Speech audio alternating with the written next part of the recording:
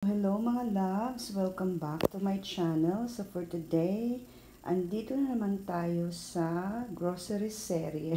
Magkano ba ang inabot ng aking grocery today? So ngayon, saan naabot ang 1,000 naman tayo? Ano nga ba ang nabili ko sa 1,000 pesos? So ayan yung ating resibo. 1,025.79. Hindi talaga nagsakto lang sa 1,000. Lumagpas talaga. First mga loves, ang nabili ko ay itong buto-buto. So kasi mga loves, malayo sa amin ang yung palengke ba, yung wet market. Usually, dyan lang ako bumibili sa labasan or sa talipapa or sa grocery. So kaya doon ako bumibili ng ating mga meat. Ito ay pork ordinary ribs. Yan, yung weight and yung kilo niya 285 kasi buto-buto lang naman ito. Masarap kasi ito sigang. Nag-crave ako na magsigang. So yan yung ulam ko. And next is syempre, meron tayong pabigas ni Mayora.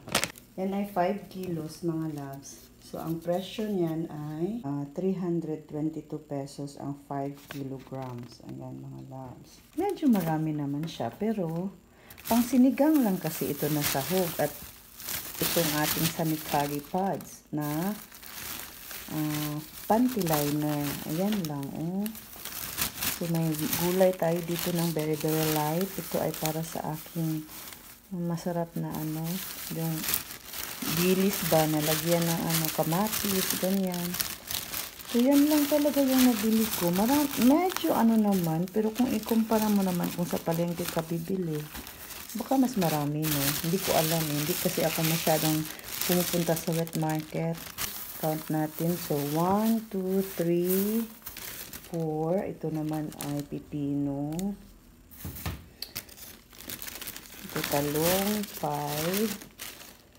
Yan yung mga presyo niya mga loves. Ito 6. Yan. So meron tayong pa okra 7. Okra ni Shusun Vlogs. Binenta na pala yung okra ni Shusun.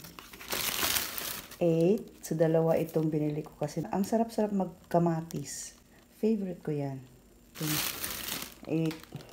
9 na, di ba? 9. 10, sibuyas. So, 10, 11, 12, 13, 14. 14 items, mga love. So, hindi na masama, no? Na 14 items yung nabili natin sa 1,000 plus. Kasi sumobra talaga, hindi sumakto sa 1,000. Ganun talaga ang buhay. So that's all for this video mga loves. Pinakita ko lang magkano ang inabot ng aking grocery today. Thank you all so much for watching. See you all in my next one mga loves. And God bless us all. Bye!